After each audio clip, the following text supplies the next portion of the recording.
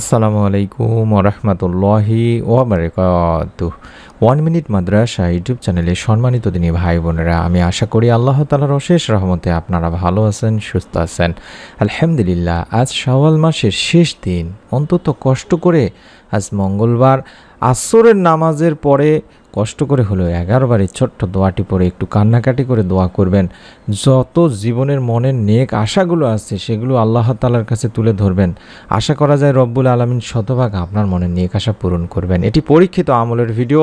অসংখ্য দিনী ভাই বোনকে আল্লাহ তাআলা এই আমলের ওসিলায় মনের নেক আশা পূরণ করে দিয়েছেন। আপনার যে কোনো মনের নেক আশাগুলো আপনারা ইনশাআল্লাহ এই সময়টিতে তুলে ধরবেন, নিয়ম মেনে আল্লাহ তাআলার কাছে চাইবেন। আমি আশা করছি আল্লাহ তাআলা আপনার মনের নেক আশাও পূরণ করেই দেবেন। মনের মধ্যে বিশ্বাস নিয়ে ভিডিওটি আমলের উদ্দেশ্যে নিয়ম সহকারে অবশ্যই দেখবেন।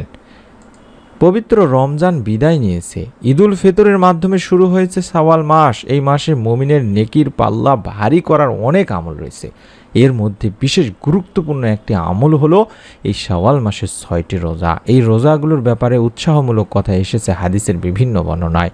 আমরা যারা রোজাগুলো রাখতে পেরেছি, আল্লাহ তাআলার কাছে বেশি বেশি করে এই সময়টিতে আসর থেকে শুরু করে মাগরিব বা ইফতারের আগ পর্যন্ত কিংবা মাগরিবের নামাজের পরেও কষ্ট করে হলেও আমরা দোয়া করব যাতে আল্লাহ তাআলা আমাদের রমজানের রোজা এবং শাওয়াল মাসের রোজাগুলো কবুল করে নেন।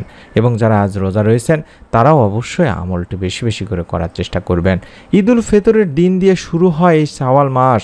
ঈদের দিনটি ছাড়া পুরো মাসেই নফল রোজা রাখা যায়। তবে হাদিস শরীফে শাওয়াল মাসে মোট 6টি নফল রোজা রাখার বিশেষ গুরুত্ব আরোপ করা হয়েছে।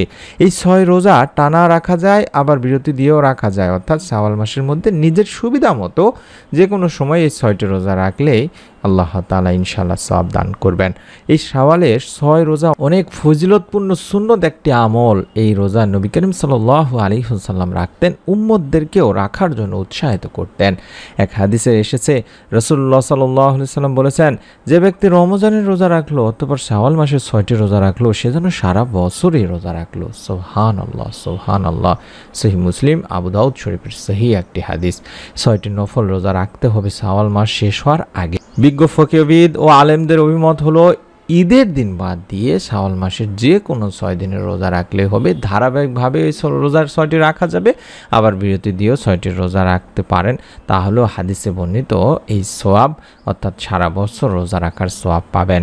তবে আপনাদেরকে আমি একটি সুন্দর পদ্ধতি বলে দিয়েছিলাম, সেটি হলো সাপ্তাহিক সুন্নত রোজা। অর্থাৎ প্রতি সোমবার বৃহস্পতিবারের রোজার সাথে মিল রেখে সহজেই শাওয়ালের মাসের রোজাগুলো রাখা যায়। কেউ যদি শাওয়াল মাসের প্রতি সোমবার বৃহস্পতিবার রোজা রাখে তাহলে 3 সপ্তাহে সহজে তার 6টি রোজা পূর্ণ হয়ে যাবে। এই বিষয়টি আমি বলেছিলাম। এছাড়াও একইভাবে বলেছিলাম যে আইয়ামে বীজের সঙ্গে মিল রেখেও রোজাগুলো রাখা যায়। আইয়ামে বীজ বলতে হিজরি সনের প্রতি মাসে 13, 14, 15 তারিখকে বোঝানো হয়। প্রতি মাসে এই দিনগুলোতে রোজা রাখা সুন্নত, অর্থাৎ শাওয়াল মাসে 13, 14, 15 তারিখ এবং এর আগে পরে আরও 3টি রোজাও রাখা যায়। আমি আগে বলে দিয়েছি এই বিষয়গুলো নিয়ে। আপনারা যারা এরপরে আল্লাহ রাব্বুল আলামিন যদি আপনাদেরকে হায়াত রাখে তাহলে বিশেষ করে এই দিনগুলো বা এই নিয়মে রোজাগুলো রাখার চেষ্টা করবেন তিনি ভাই বোনেরা। তবে আল্লাহ তাআলা আপনাকে চাহে তো ডাবল সওয়াব বা দ্বিগুণ সওয়াব দান করতে পারেন। এই রোজাগুলো রেখে আমরা আমল করার চেষ্টা করব এই গুরুত্বপূর্ণ শাওয়াল মাসে। যদিও আজকে শেষ শাওয়াল মাসের শেষ দিন, শেষ রোজা যারা আছেন তারা অবশ্যই বিশেষ করে চেষ্টা করবেন আসর থেকে শুরু করে ইফতারের আগ পর্যন্ত এই সময়টিতে বেশি বেশি করে মনের নেক আশা পূরণের এই ছোট্ট দোয়াটির নিয়ম মেনে করা। মানুষ আশা আকাঙ্ক্ষা নিয়েই বাঁচে দিনী ভাই বোনেরা। মনের আশা পূরণে কত কিছুই না করে থাকে মানুষ, অনেকে অনেক আমল করে থাকেন, কিন্তু মনের আশা পূরণ করতে একটি পরীক্ষিত আমল হচ্ছে ইসমে আজমের আমল, যেটাকে আল্লাহ তাআলার একটি উত্তম গুণবাচক বড় নাম হিসেবে বলা হয়েছে এই ইসমে আজমকে। তবে সেই নামগুলোর যেই ব্যাপারে অনেক অভিমত রয়েছে, তার মধ্যে 2টি দোয়া, ইসমে আজমের দোয়াকে সহিহ হাদিস এবং কোরআন দ্বারা প্রমাণিত, সেই 2টি দোয়ায় আমরা বেশি বেশি করার চেষ্টা করব এই পবিত্র শাওয়াল মাসের শেষ দিনে। অবশ্যই যারা ভিডিওটি দেখছেন আমলটি মিস করবেন না দিনী ভাই বোনেরা।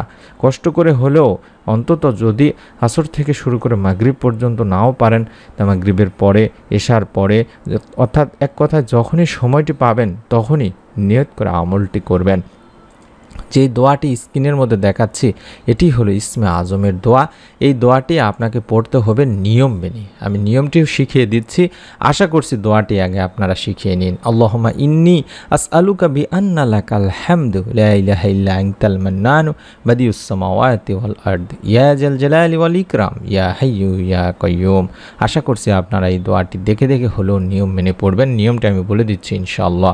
এই দোয়াটিতে আমরা বলছি, হে আল্লাহ, আমি তোমার কাছে প্রার্থনা করি, তুমি তো সব প্রশংসার মালিক, তুমি ছাড়া কোনো ইলাহ নেই, তুমি দয়াশীল, তুমি আকাশসমূহ পৃথিবীর একমাত্র সৃষ্টিকর্তা, হে মহান সম্রাট ও সর্বোচ্চ মর্যাদার অধিকারী, হে চিরঞ্জীব, হে সর্বময় ক্ষমতার অধিকারী।